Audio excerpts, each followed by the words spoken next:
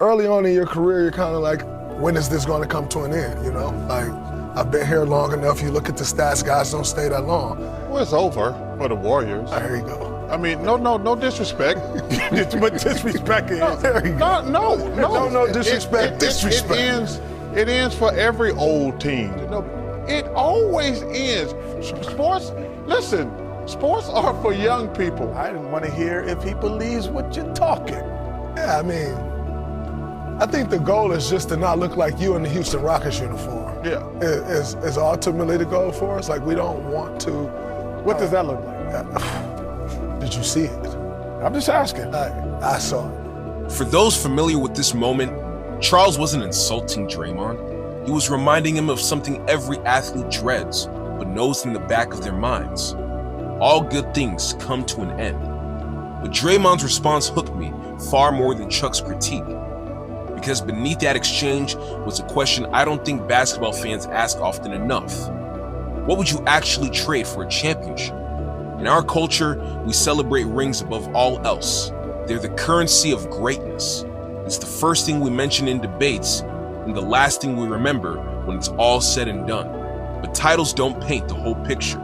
A championship ring can make even a role player's words carry more weight, but do they completely debunk the lessons of all-time greats who retire without one? Let's make a trade. This is EnclaveNBA.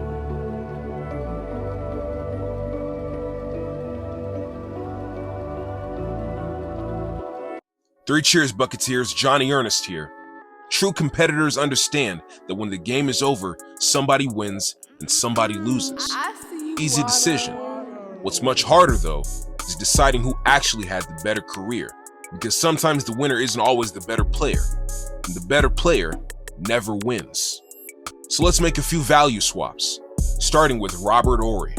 The 6'10 forward was never a superstar. Through 16 seasons, he averaged 7 points per game and never made an All-Star team. But the 11th overall pick in the '92 draft won 7 NBA championships, the 7th most for any individual player that wasn't a Celtic, and more than every other player from his draft class combined. He captured 2 titles in Houston by his 3rd season before becoming a cornerstone of both the Lakers and Spurs dynasties. And when the biggest moments arrived, they didn't call him Big Shot Bob for nothing. Need a season-saving shot? Call Rob. Need somebody to flip the switch and stroke one out for you in May? Call Rob. Some may call it luck and good fortune that puts you in such moments. But it ain't just luck that puts you in 7 championship celebrations with 3 different teams. Robert Horry never cared much about Hall of Fame debates. He'll tell you the rings speak for themselves. And honestly, maybe they do.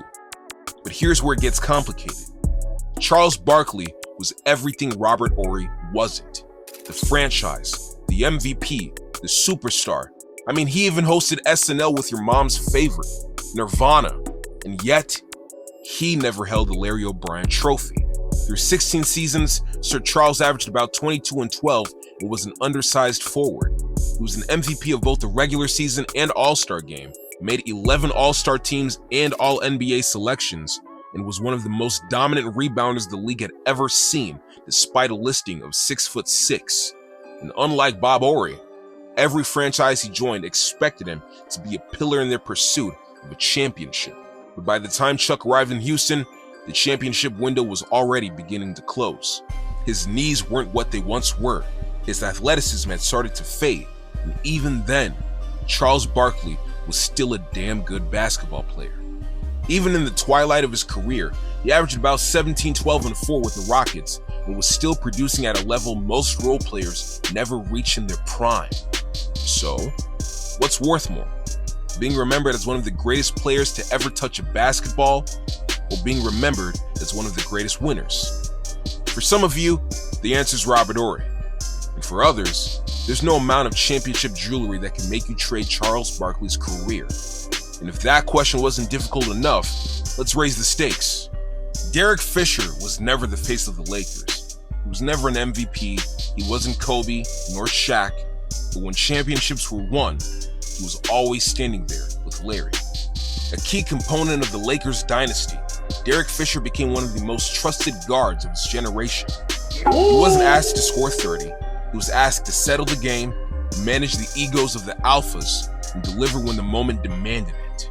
Now sure, you don't build a dynasty without stars, but you rarely ever sustain one without the likes of Derek Fisher. But if D. Fish represented stability, Allen Iverson represented freedom. Allen Iverson wasn't just a basketball player. He was a movement of love, passion, a redefinition of the modern NBA player. The cornrows, the sleeves and tattoos, the crossover, the attitude. He changed basketball and American culture forever. What an influence to be as innovative and ubiquitous as AI. Though he never won a championship, Bubba Chuck became a champion of the people.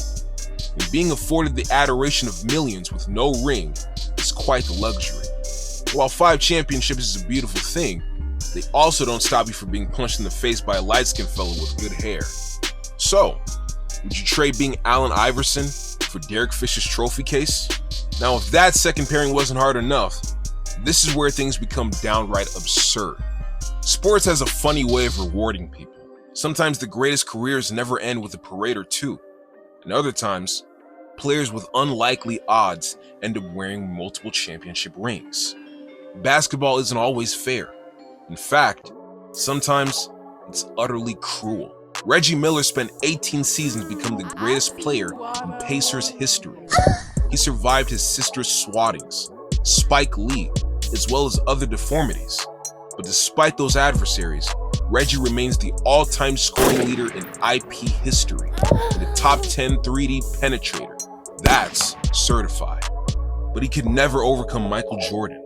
And when his final trip to the finals seemed within reach, there was just no meta, nor world peace.